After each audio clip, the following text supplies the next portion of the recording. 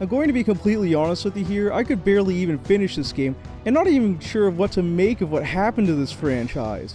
What once was a lovable collectathon platformer has now turned into this weird GTA clone with all this dark imagery and a muted color palette, and less upbeat music than the first game. What I assumed of what happened here was that Naughty Dog wanted to take Jak in a different direction that was more similar to what was going on during the time period of 2003.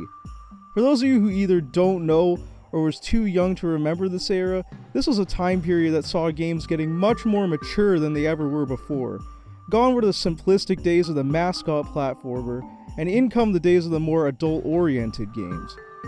Sure, the original Jak and Daxter wasn't a totally unique game, but it did innovate in a large amount of core areas, and really was anyone asking for, well, this?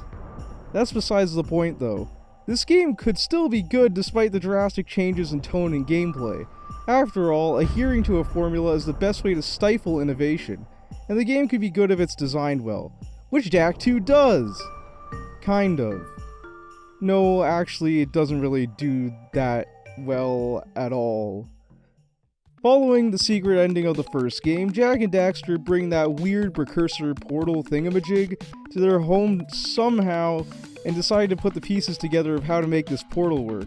We open on the results of the discovery where Jak and Daxter are ready to enter the time portal and finally see the mystery inside of it. Problem is, some weird monster comes out of the portal and the crew start freaking out and pressing buttons. One mispressed button later, and we see Jak and friends warping to some random city.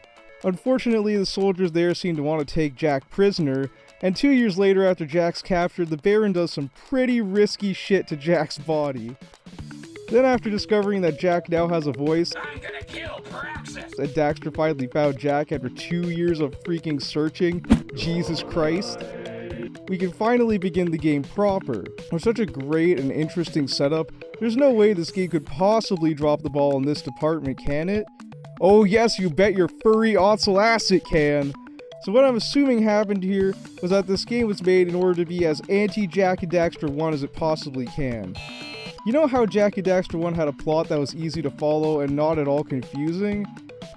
In comes Jak 2 with a plot that's similar to the first half, but then gets sort of batshit crazy in the second. I'm assuming that no one complains about the last act of Jak 2's story, because this game is next to impossible to beat and no one actually got that far. At least that's the case for the majority of the people I've spoken to, so I'm just gonna roll with that. I'm just gonna try my best to get through the rest of the story without sounding like a crazy person, because this story, to be honest with you, is kind of a little confusing. After Jak and Daxter break out of prison, then they meet up with this old geezer who tells them that Haven City's a fucked up place, run by a dictator who won't let anyone leave. But hey, it's the actual rightful heir to Haven City, who's just straight up some little boy who would probably run the country into the ground if he tried to run it. But fuck it, it's a lot better than Praxis running the country, so he might as well trust him. Some bullshit then happens and he basically joined this underground resistance group, led by a guy named the Shadow, if his name couldn't be any more edgy. After quite a bit of missions meeting up with quite a bit of kooky characters like Fat Guy McNevershowers, you then reunite with Kira from the first game, who's now a successful mechanic. Then you go on some more missions, discover your original hut from Sandover Village is in the outskirts of Haven City, and oh shit, could this be some sort of future world? Then after that you finally get to meet up with the Shadow and discover that he's Samos? Well, not really, because another mission you do actually ends up with you meeting the actual real Samos from the first game, and that this Samos you're with is the past version of Samos, who flung himself into the future before the Samos from Jak 1, making him the future past version of Samos from the past future. Oh, you remember that guy from earlier, Praxis? Well, he's in the middle of a dispute with the king of these creatures called Metalheads, and they pretty much are in a literal war with each other. So Praxis has this bomb that's going to kill all the Metalheads at their nest, but if he does that, then he will destroy Haven City with everyone on it. This bomb isn't that important though, all you need to know is that Jak kills McDonald's man with it. I think now is a good time to mention that there's this creepy science guy named Vin, who's tasked with keeping the defenses of Haven City up, and oh look, he's killed. So the old guy from the beginning actually turns out to be the leader of the Metalheads. No, I'm seriously not joking about that. So then the Baron just dies and is all, "Jak, you have to save the city! Who will Roxas have ice cream with?" Then Jak learns that he was actually mutated from Kor's request, since that was the only way to get the Precursor Stone?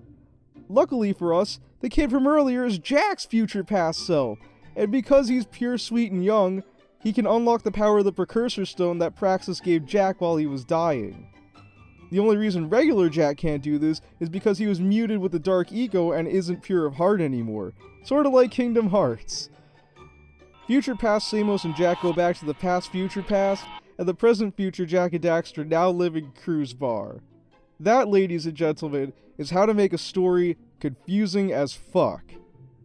With all the weird metamorphosis of characters and all the general time travel shenanigans, my young 7-year-old mind literally couldn't handle it, so I didn't beat the game until age 20, which is my current age.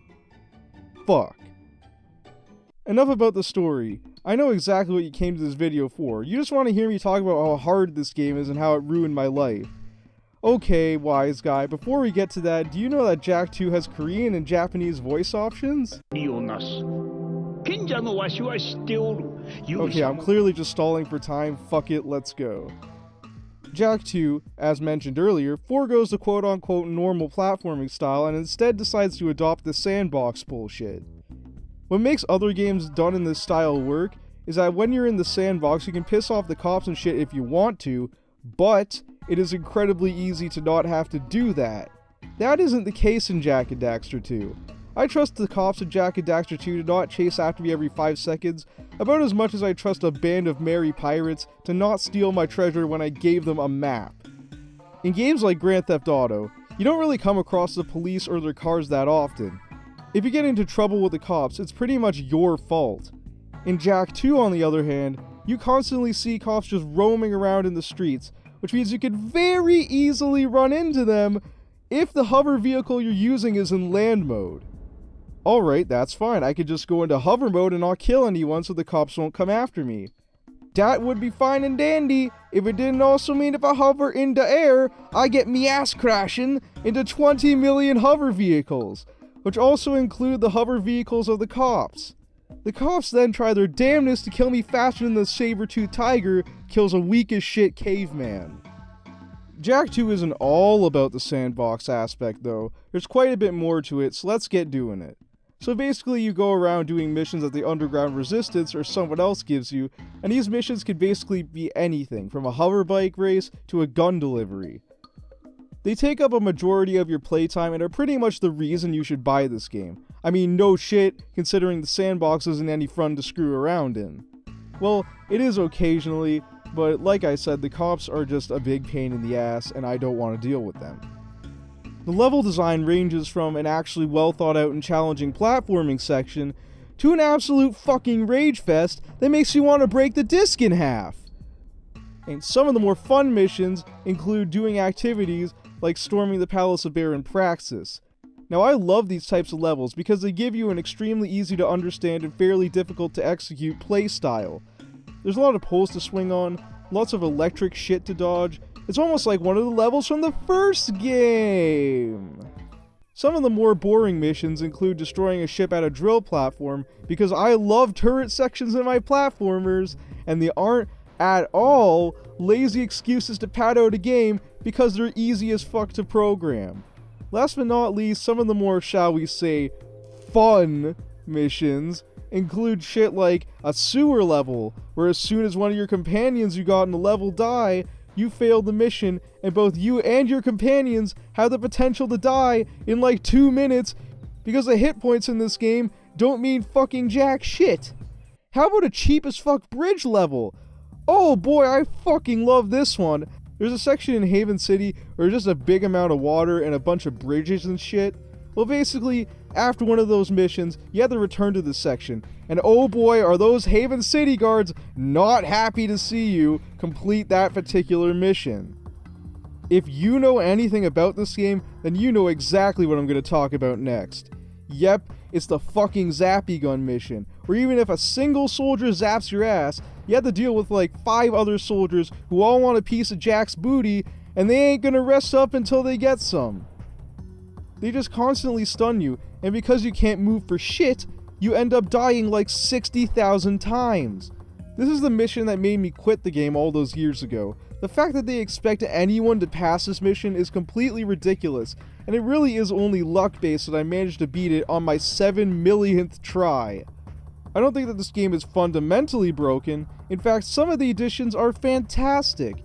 You have the gunplay, for example, which gives you a total of a measly 4 guns to play with.